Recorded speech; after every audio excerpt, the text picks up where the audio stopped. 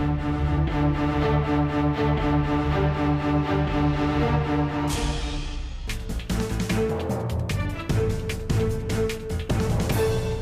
Committee ചേർന്നത് BJP മുഖം രക്ഷിക്കാനോ എന്ന ചർച്ച തുടങ്ങിയാണ്. ആദ്യം ശ്രീമതി ശോഭാ സുരേന്ദ്രൻ, ഈ മെഡിക്കൽ കോളേജ് കോഴ ആരോപണത്തിൽ അന്വേഷണം നടത്തിയ സമിതിയെ മിണ്ടാൻ പോലും അനുവദിക്കാതെ എന്തിനായിരുന്നു ഇന്നത്തെ യോഗം? അത് തീർത്തും തെറ്റായിട്ടുള്ളൊരു വാർത്തയാണ്. കാരണം ഞങ്ങളുടെ സംസ്ഥാന ഭാരവാഹി യോഗത്തിലാണല്ലോ ശ്രീശൻ മാസ്റ്ററും മിസ്റ്റർ നസീറും ഉള്ളത്. കോർ ഗ്രൂപ്പ് യോഗം രാവിലെ 8:30 മണി മുതൽ തുടങ്ങി. ഏതാണ്ട് ഒരു 11:30യോളം ആ യോഗമുണ്ടായിരുന്നു. അതിനെ തുടർന്നാണ് സംസ്ഥാന ഭാരവാഹി യോഗമുള്ളത്. ആ ഭാരവാഹി യോഗത്തിൽ എല്ലാവരും സംസാരിച്ചിട്ടുണ്ട്. ആ ഭാരവാഹി യോഗം ആരെയും സംസാരിക്കാതിരിക്കാനോ അല്ലെങ്കിൽ ആരെയും ആ വിഷയത്തിൽ തടഞ്ഞിട്ടോ ഇല്ല. പിന്നെ എങ്ങനെയാണ് ഇങ്ങനെ ഒരു വാർത്ത പുറത്തു വന്നത്? വാർത്ത പുറത്തു വന്നത് നിങ്ങൾക്കകത്ത് തന്നെയാണ്. നിങ്ങൾ ഇപ്പോൾ ചർച്ച ചെയ്തിരിക്കുന്നത് വാർത്ത പുറത്തു പോകരുത്, പാർട്ടിക്കകത്ത് നടക്കുന്ന കാര്യങ്ങൾ പുറത്തു പോകുന്നതിനെ കുറിച്ചാണ് നിങ്ങൾ ഗൗരവതരത്തിൽ ചർച്ച ചെയ്തത്, അല്ലാതെ ഈ അഴിമതി ആരോപണവുമായി ബന്ധപ്പെട്ടല്ല. എന്നിട്ടും വാർത്തകൾ വരുന്നുണ്ട്. അല്ല, അഴിമതി ആരോപണത്തെക്കുറിച്ച് ഇപ്പം നോക്കൂ, ഇപ്പം നമ്മൾ കുറച്ച് നേരത്തെ ഈ വാർത്തയിൽ പ്രൈം വാർത്തയായിട്ട് കണ്ട ഒരു വാർത്ത, ഒരു MLA പൻവാണി ഒരു സ്ത്രീയെ മാനഭംഗപ്പെടുത്തിയ കേസിൽ അറസ്റ്റ് ചെയ്തു. അദ്ദേഹത്തിൻ്റെ പാർട്ടിയിൽപ്പെട്ട ചെറുപ്പക്കാർ കുത്തിയിരിപ്പ് സമരം നടത്തുകയാണ്. എന്തിനാ? തെറ്റ് ചെയ്ത MLA രക്ഷിക്കാൻ വേണ്ടിയിട്ടാണ്. ഞങ്ങൾ അതല്ലല്ലോ ചെയ്തത് സ്മൃതി. ഞങ്ങൾ ചെയ്തത് ഒരു വ്യക്തി കൊടുത്ത പരാതിയിന്മേൽ ഏതെങ്കിലും ഒരു പാർട്ടിയുടെ താല്പര്യം കൊണ്ടല്ല, ഞങ്ങളുടെ രാഷ്ട്രീയ പ്രതിയോഗികളുടെ ആവശ്യമുന്നയിച്ചിട്ടല്ല, അല്ലെങ്കിൽ പൊതുസമൂഹത്തിൽ ഇത് ചർച്ചയായിട്ടല്ല. ഞങ്ങളുടെ സംസ്ഥാന അധ്യക്ഷന് ഒരു വ്യക്തി പരാതി നൽകി. ആ പരാതിയുടെ അടിസ്ഥാനത്തിൽ ഞങ്ങൾ തീർച്ചയായിട്ടും അതിനെക്കുറിച്ച് അന്വേഷണം നടത്തി. ആ അന്വേഷണം നടത്തിയ വിഷയം അത് കോർ ഗ്രൂപ്പ് യോഗത്തിൽ ഇന്നലെ ആലപ്പുഴയിൽ വെച്ച് ചർച്ച ചെയ്യാനും നടപടിയെടുക്കാനും ഞങ്ങൾ തീരുമാനിച്ചിരിക്കുകയായിരുന്നു. പക്ഷേ അദ്ദേഹത്തിൻ്റെ സാഹചര്യം, അതായത് ഇന്ന് അദ്ദേഹം വീണ്ടും ഹോസ്പിറ്റലൈസ് ചെയ്യപ്പെട്ടിരിക്കുകയാണ്. ആലപ്പുഴയിലേക്ക് അദ്ദേഹത്തിന് യാത്ര ചെയ്ത് വരാൻ സാധിക്കാത്തത് കൊണ്ടാണ് ഞങ്ങൾ എല്ലാവരും കൂടി തിരുവനന്തപുരത്ത് വന്ന് ഇന്ന് സംസ്ഥാന ഭാരവാഹി യോഗവും കോർ ഗ്രൂപ്പ് യോഗവും ചെയ്യുന്ന കൂടേണ്ട സാഹചര്യത്തിലേക്ക് എത്തിയത്. അപ്പം ഞങ്ങൾ നടപടിയെടുക്കാൻ തന്നെയാണ് പാർട്ടി തീരുമാനമെടുത്തത്. RS വിനോദിൽ ഒതുങ്ങില്ല നടപടി എന്നാണ് താങ്കൾ പറയുന്നത്? അല്ല, RS വിനോദ് എന്ന് പറയുന്ന ആ വ്യക്തി ചെയ്തിട്ടുള്ള കുറ്റകൃത്യം എന്താണ് എന്ന് ഞങ്ങൾക്ക് മനസ്സിലാക്കാൻ സാധിച്ചു. ആ വിഷയവുമായി ബന്ധപ്പെട്ടുകൊണ്ട് ചില കണ്ണികളുണ്ട് എന്നുള്ളത് മനസ്സിലാക്കാൻ സാധിച്ചു. പക്ഷേ ആ കണ്ണികൾ കഴിഞ്ഞ ദിവസങ്ങളിൽ മാധ്യമങ്ങളിൽ കണ്ടതുപോലെ BJPയുടെ സംസ്ഥാന പ്രസിഡന്റ് കുമ്മനം രാജശേഖരന്റെ സെക്രട്ടറി അല്ല. ആ കണ്ണികൾ ആരാണ് എന്ന് അന്വേഷിക്കാൻ വേണ്ടി തീർച്ചയായിട്ടും ആ അന്വേഷണം മുന്നോട്ട് പോകും. ഞങ്ങൾ അതിലൊന്നും ഒരു തടസ്സവും ഷാജി നൽകിയ പരാതി എന്താണ്? ശ്രീമതി ശോഭാ സുരേന്ദ്രൻ, മെഡിക്കൽ കോളേജ് അനുമതിക്ക് ആദ്യ ഗഡുവായി 5.6 കോടി രൂപ BJP സ്ഥാന സെൽ കൺവീനർ RS വിനോദ് കൈപ്പറ്റി. ആകെ ആവശ്യപ്പെട്ടത് 17 കോടി രൂപയായിരുന്നു. തുക കൈമാറിയത് ഡൽഹിയിലെ സതീഷ് നായർക്ക്. സതീഷ് നായരെ ബന്ധപ്പെട്ടത് കുമ്മനം രാജശേഖരൻ പ്രൈവറ്റ് സെക്രട്ടറി എന്ന് പരിചയപ്പെടുത്തിയ S രാകേഷ് മുഖേന. ഈ S രാകേഷ് ആരാണ്? അല്ല, അങ്ങനെ ഒരു പരാതി മിസ്റ്റർ ഷാജി നൽകിയിട്ടില്ല. മിസ്റ്റർ ഷാജി നിങ്ങൾക്ക് നിഷേധിക്കാം, ഈ പരാതിയൊക്കെ പുറത്തു വന്നിട്ടുള്ളതാണ്. പക്ഷെ ഒരു കാര്യം ചെയ്യാമല്ലോ സ്മൃതി, ഷാജി കേരളത്തിൽ ജീവിച്ചിരിക്കുന്നുണ്ടല്ലോ. ഷാജി പുറത്തു പറയില്ല. പുറത്തു പറഞ്ഞാൽ അനുഭവിക്കേണ്ടി വരുമെന്നുള്ള ഭീഷണി. അങ്ങനെ അനുഭവിക്കേണ്ട യാതൊരു ആവശ്യകതയുമില്ലല്ലോ. പക്ഷെ ഷാജിക്ക് ഒരു പരാതി ഉണ്ടായിരുന്നു. പക്ഷെ പരാതിയിൽ ഷാജി ഭാരതീയ ജനതാ പാർട്ടിയെ കുറിച്ച് ഒരു പരാമർശവും നടത്തിയിട്ടില്ല. പക്ഷെ ഒരു കാര്യം ശരിയാണ്, വിനോദ് എന്ന് പറഞ്ഞാൽ ഞങ്ങളുടെ ഒരു സാധാരണ മെമ്പർ അല്ല, ഞങ്ങളുടെ പാർട്ടിയുടെ തന്നെ ഒരു സംസ്ഥാന ലീഡറാണ്. അപ്പോൾ ഒരു പാർട്ടിയുടെ സംസ്ഥാന ലീഡർ ഉൾപ്പെട്ടുകൊണ്ട് ഒരു വിഷയം നടന്നു എന്നുള്ളത് ഞങ്ങൾ മൂടി വെച്ചിട്ടില്ലല്ലോ, ഞങ്ങൾ മറച്ചു വെച്ചിട്ടില്ല. നിങ്ങളല്ലല്ലോ തുറന്നു പറഞ്ഞത്.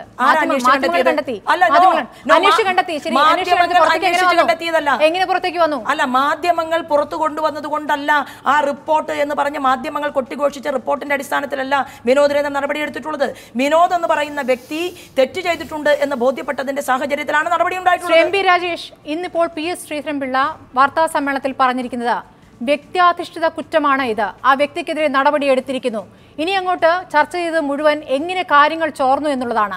ഈ അന്വേഷണ റിപ്പോർട്ട് പുറത്തെത്തിയത് എങ്ങനെയെന്നുള്ളതിലാണ് കാര്യങ്ങൾ നടപടിയെടുക്കാൻ പോകുന്നത്. അത് കേന്ദ്ര നേതൃത്വത്തിന് വിട്ടിരിക്കുകയാണ്, അമിത്ഷായ്ക്ക് വിട്ടിരിക്കുകയാണ്. ഇവിടെ പല തലയും ഉരുളും. അത് ഈ കോഴയുമായി ബന്ധപ്പെട്ട പ്രവർത്തനവുമായി ബന്ധപ്പെട്ടല്ല. നടപടി ഉണ്ടാവുക ഈ വാർത്ത ചോർന്നതിലാണ്.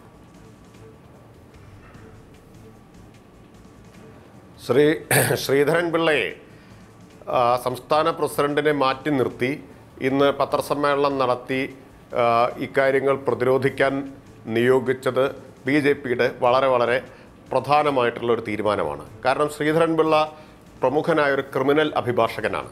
ഒരു നല്ല ക്രിമിനൽ അഭിഭാഷകനെ ഈ ക്രൈമിനെ പ്രതിരോധിക്കാൻ കഴിയും.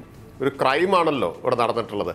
ആ ക്രൈമിനെ പ്രതിരോധിക്കാൻ കുമ്മനം രാജശേഖരൻ ഉൾപ്പെടെ മറ്റാർക്കും അത് പ്രതിരോധിക്കാൻ കഴിയാത്ത അത്ര ഗുരുതരമായ ക്രൈമാണെന്നും അതിലെ വസ്തുതകളെല്ലാം പുറത്തു വന്നു എന്നും BJPക്ക് നല്ല ബോധ്യമുള്ളത് കൊണ്ടാണ് തെരഞ്ഞുപിടിച്ച് നല്ല പ്രഗത്ഭനായ ക്രിമിനൽ അഭിഭാഷകനായിട്ടുള്ള ശ്രീധരൻപിള്ളയെ തന്നെ നിയോഗിച്ചത്. അതുതന്നെ BJP ഈ പ്രശ്നത്തിൽ എത്രമാത്രം പ്രതിരോധത്തിൽ എന്നതിൻ്റെ തെളിവാണ്. പിന്നെ വേറൊരു തമാശ എന്താണെന്ന് വെച്ചാൽ ശ്രീധരൻപിള്ള ഇതിനെ ന്യായീകരിക്കുമ്പോൾ ഈ ശ്രീധരൻപിള്ളയാണ് എൻ്റെ നാട്ടിൽ പാലക്കാട്ട് വന്ന് മുനിസിപ്പാലിറ്റിയിലെ അഴിമതിയെക്കുറിച്ച് അന്വേഷിച്ച കമ്മീഷൻ. ആ കമ്മീഷൻ അന്വേഷണം നടത്തി അത് പൂഴ്ത്തിവെച്ച ആളാണ് ശ്രീധരൻപിള്ള. എനിക്ക് അദ്ദേഹത്തോട് വളരെ അടുപ്പവും ബഹുമാനവും ഒക്കെയാണ്. നല്ല വാർത്താ സമ്മേളനത്തിൽ PS ശ്രീധരൻപിള്ള ഒരു പ്രഗത്ഭനായ വക്കീലായി പ്രതികരിക്കുകയല്ല ചെയ്തത്. അദ്ദേഹത്തിന് വാർത്താ സമ്മേളനത്തിൽ മാധ്യമങ്ങളുടെ ചോദ്യങ്ങൾക്ക് കൃത്യമായ മറുപടി പോലും പറയാൻ സാധിച്ചിട്ടില്ല. അതാ ഞാൻ പറഞ്ഞത്, നല്ല പ്രഗത്ഭനായ പ്രൊഫഷണൽ എന്ന നിലയിൽ നല്ല പ്രഗത്ഭനായ വക്കീലായിട്ട് പോലും പ്രതിരോധിക്കാൻ കഴിയാത്തത്ര ഗുരുതരമാണ് ഈ കേസ് എന്നുള്ളത് കൊണ്ടാണത്. ഞാൻ BJP നിയോഗിച്ചതിൻ്റെ പിന്നിലുള്ള ലോജിക്കാണ് പറഞ്ഞത്. ശ്രീധരൻപിള്ളയാണെങ്കിൽ ഒരുവിധം പിടിച്ചു നിൽക്കാമെന്ന് പ്രതീക്ഷിച്ചിട്ടാണ് അവർ നിയോഗിച്ചത്. ആ തീരുമാനം ശരി തന്നെയാണ്. കാരണം മറ്റാരാണെങ്കിലും ഇതിനേക്കാൾ ദയനീയമായിരിക്കും സ്ഥിതി. ശ്രീധരൻപിള്ളയ്ക്ക് പോലും പ്രതിരോധിക്കാൻ കഴിയാത്ത നിലയിൽ ഇത് ഗുരുതരമാണ്. ഗുരുതരമായത് മറ്റൊന്നുകൊണ്ടല്ല, BJP തന്നെ നടത്തിയ അന്വേഷണത്തിൻ്റെ വിശദാംശങ്ങൾ, ആ റിപ്പോർട്ട് അതുപോലെ ചോർന്നത് കൊണ്ടാണ്. മാധ്യമങ്ങളുടെ എല്ലാം കയ്യിൽ ആ റിപ്പോർട്ടുണ്ടല്ലോ, അതുകൊണ്ടാണ്. അല്ലാതെ നമ്മുടെ ആരുടെയെങ്കിലും സാമർത്ഥ്യം കൊണ്ടാണെന്നല്ല. അവരതീവ രഹസ്യമാക്കി വെച്ച 46 ദിവസം സൂക്ഷിച്ചു വെച്ച റിപ്പോർട്ട് ചോർന്നതോടുകൂടി അതൊന്നും തള്ളിക്കളയാൻ പറ്റില്ല. അന്വേഷിച്ച ആൾ തന്നെ പറഞ്ഞു റിപ്പോർട്ട് ശരിയാണ്, പരാതിയുണ്ട് എന്ന്. പരാതിയില്ല എന്നിപ്പോൾ ചിലർ പറയുമ്പോൾ അന്വേഷിച്ച കമ്മീഷനിൽ അംഗമായിട്ടുള്ള AK നസീർ പറഞ്ഞു ഷാജിയുടെ പരാതിയുണ്ട്. വിനോദാണ് പിന്നെ പറയുന്നത് പരാതിയില്ല എന്ന്. അപ്പോൾ വിനോദിനെ പുറത്താക്കിയതൊരു അഡ്ജസ്റ്റ്മെന്റ് എന്നുള്ളതിന്റെ തെളിവല്ലേ? ഇവിടെ ഇരുന്നും പറയുന്നത് കേട്ടു ഷാജിയുടെ പരാതിയില്ല, വിനോദും പറഞ്ഞു ഷാജിയുടെ പരാതിയില്ല. പരാതിയുടെ അടിസ്ഥാനത്തിലുള്ള അന്വേഷണ റിപ്പോർട്ട് നമ്മുടെ എല്ലാവരുടെയും കൈവശമുണ്ട്. പരാതി ഉണ്ടായിരുന്നു എന്ന് കഴിഞ്ഞ ദിവസത്തെ എല്ലാ മാധ്യമ ചർച്ചകളിലും AK നസീർ കമ്മീഷൻ അംഗമായിട്ടുള്ള ആൾ സമ്മതിക്കുകയും ചെയ്തിട്ടുണ്ട്. ഞാൻ പറഞ്ഞത് ഇനി കാര്യത്തിലേക്ക് വരട്ടെ. പ്രശ്നം എന്താ? ഇന്നത്തെ യോഗത്തോടുകൂടി ഒരു കാര്യം വ്യക്തമായിരിക്കുന്നു. BJP ഈ അഴിമതി സംബന്ധിച്ച കണ്ടെത്തലുകൾ അവരുടെ ഇംഗിതത്തിന് വിരുദ്ധമായിട്ട് BJPയിലെ ചേരിപ്പോര് കൊണ്ട് പുറത്തു വന്ന, അങ്ങനെ പുറം ലോകമറിഞ്ഞ ഈ അഴിമതിയെ ഇനി അന്വേഷിക്കേണ്ട എന്ന് തീരുമാനിച്ചിരിക്കുന്നു. ഒതുക്കി തീർക്കാൻ ഇന്ന് കോർ കമ്മിറ്റിയും ഭാരവാഹി യോഗവും ചേർന്ന് തീരുമാനിച്ചിരിക്കുന്നു എന്നാണ്. അതിനാണ് അവർ കഷ്ടപ്പെട്ട് പനിയായി കിടക്കുന്ന കുമ്മനത്തിൻ്റെ സ്ഥലത്ത് പോയിട്ട് തിരുവനന്തപുരത്ത് പോയി യോഗം ചേർന്നത്. മറ്റൊന്നിനുമല്ല. നമ്മളെല്ലാവരും തെറ്റിദ്ധരിച്ചത് ഈ അഴിമതി മുഴുവൻ കണ്ടെത്താനും അവരെല്ലാം നടപടിയെടുക്കാനും ഒന്നല്ല. അവരിന്ന് ചേർന്ന് തീരുമാനിച്ചത് ഇനി ഇത് അന്വേഷിക്കേണ്ട, ഇനി അഴിമതിയെക്കുറിച്ചുള്ള ഈ അഴിമതി മാത്രമല്ല ഒട്ടേറെ അഴിമതി ആരോപണങ്ങളുണ്ട്, അതൊന്നും അന്വേഷിക്കേണ്ട, ഇനി ആരും ഇത്തരം കാര്യങ്ങൾ പുറത്ത് പറഞ്ഞു പോകരുത്, അതുകൊണ്ട് തല ഉരുളും എന്നാ ഭീഷണിപ്പെടുത്തിയത്. ആരുടെ തലയാണ് ഉരുളുക? ഇക്കാര്യങ്ങൾ പുറത്തെത്തിച്ച, ചേരിപ്പോര് കൊണ്ടോ എന്തുകൊണ്ടോ ആവട്ടെ, പുറത്തെത്തിച്ച ആളുകൾക്കെല്ലാമുള്ള താക്കീത് കൊടുത്തിരിക്കുന്നു. തല ഉരുളും എന്നാണ് താക്കീത് കൊടുത്തിരിക്കുന്നത്. ഇനി മിണ്ടിപ്പോകരുത് എന്നുള്ളതാണ്. ഇതോടുകൂടി BJPയുടെ സകല കള്ളനാട്യങ്ങളും, അവശേഷിച്ച എല്ലാ കള്ളനാട്യങ്ങളും അഴിഞ്ഞു വീണിരിക്കുകയാണ്. എല്ലാ മുഖംമൂടിയും അഴിഞ്ഞു വീണിരിക്കുന്നു. ഞാൻ ചോദിക്കട്ടെ, ഇത് ഞങ്ങളല്ലേ കണ്ടെത്തിയത്, അന്വേഷിച്ച് നടപടിയെടുത്തതെന്നൊക്കെ എന്തൊരു കൂസലില്ലാതെയാണ് പറയുന്നത്. ഈ നാട്ടിൽ കാണുന്ന ആളുകളെല്ലാം വിഡ്ഢികളാണ് എന്നാണോ?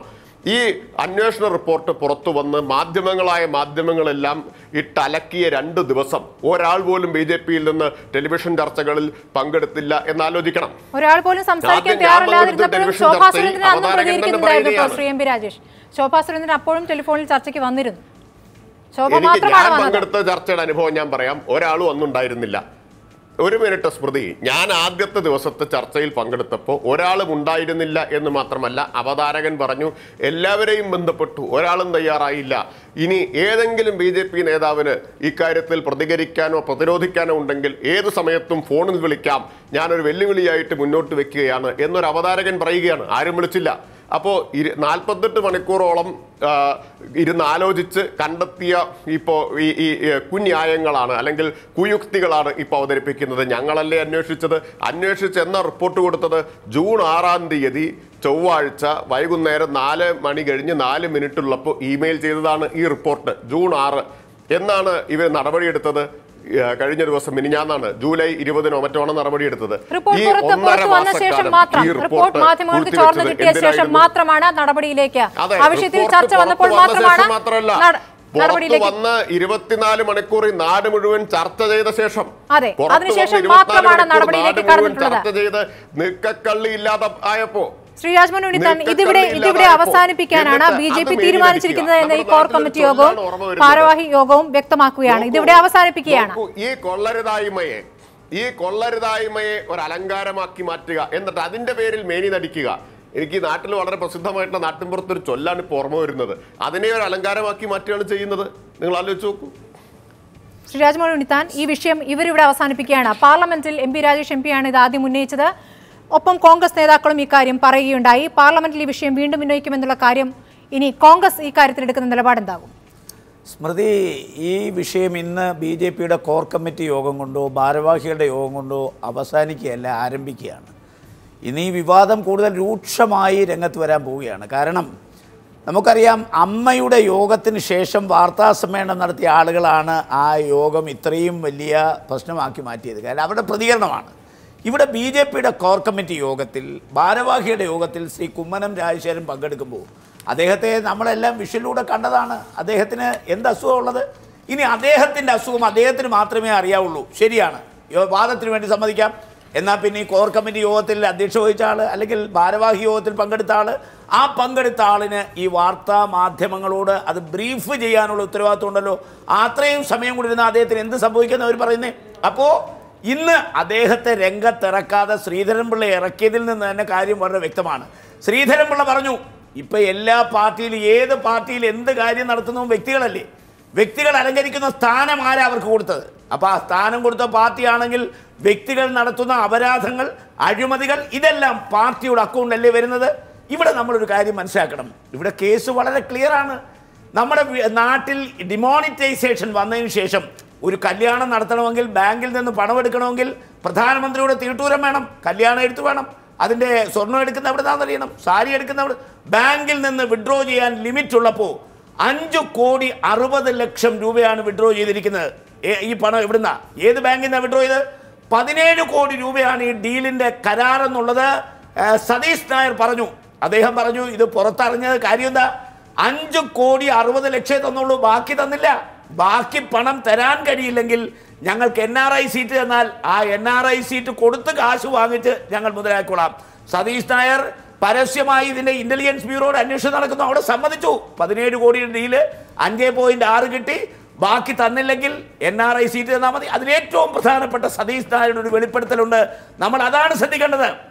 ഈ പരാതിയുമായി ഇതിൻ്റെ ഉടമസ്ഥൻ മുന്നോട്ട് പോയാൽ കൂടുതൽ ബുദ്ധിമുട്ടുകൾ ഉണ്ടാകുമെന്ന് മാത്രമല്ല, കേരളത്തിലെ പല പ്രമുഖരും, കേരളത്തിലെ നല്ല പല പ്രമുഖരും ഇതിനകത്ത് കുടുങ്ങും എന്ന് വളരെ പച്ചയായി പറഞ്ഞു.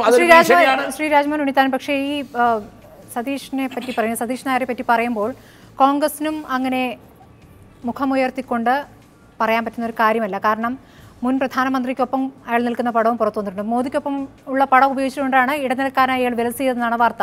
അതോടൊപ്പം തന്നെ മൻമോഹൻ സിംഗിനൊപ്പമുള്ള പടവും പുറത്തു വന്നിട്ടുണ്ട്. അതിന് കോൺഗ്രസിന്റെ മറുപടി വേണ്ടതാണ്.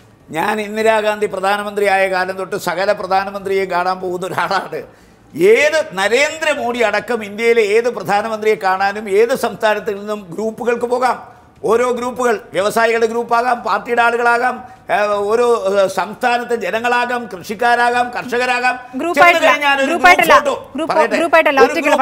ഞാൻ പറയുന്നു, പ്രധാനമന്ത്രി മൻമോഹൻ സിംഗുമായിട്ട് എടുത്തത് ഗ്രൂപ്പ് ഫോട്ടോയാണ്. നിങ്ങൾക്ക് വെരിഫൈ ചെയ്യാം.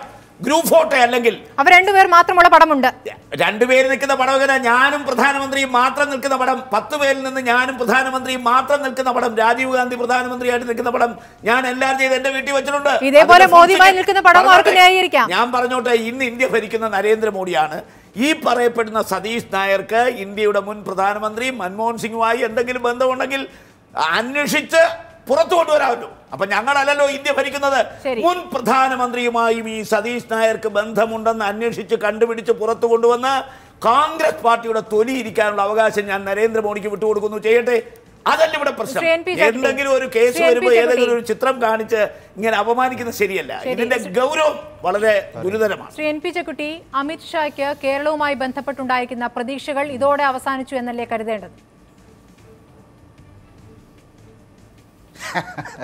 അമിത്ഷാ നേരത്തെ തന്നെ അമിത പ്രതീക്ഷയാണ് പുലർത്തിയത്. കേരളത്തിൽ BJPയുടെ ഭരണം കൊണ്ടുവരാം എന്നൊക്കെ അമിത്ഷാ പ്രതീക്ഷിച്ചു കഴിഞ്ഞാൽ അതിനൊക്കെ നമ്മൾ എന്താ പറയുക, കേരളത്തിൻ്റെ ചരിത്രവും സംസ്കാരവും അറിയുന്ന ആളുകൾ കേരളത്തിൽ BJPക്ക് ന്യായമായി കിട്ടാവുന്ന സീറ്റുകളൊക്കെ കിട്ടാൻ വേണ്ടി ആഗ്രഹിക്കുന്നത് തെറ്റൊന്നുമില്ല. അവർക്കിപ്പോൾ അസംബ്ലിയിൽ ഒരു സീറ്റുണ്ട്, ചില പഞ്ചായത്തുകൾ അവർ ഭരിക്കുന്നുണ്ട്. അതൊക്കെ തന്നെയാണ് അവർക്ക് കിട്ടാവുന്ന മാക്സിമം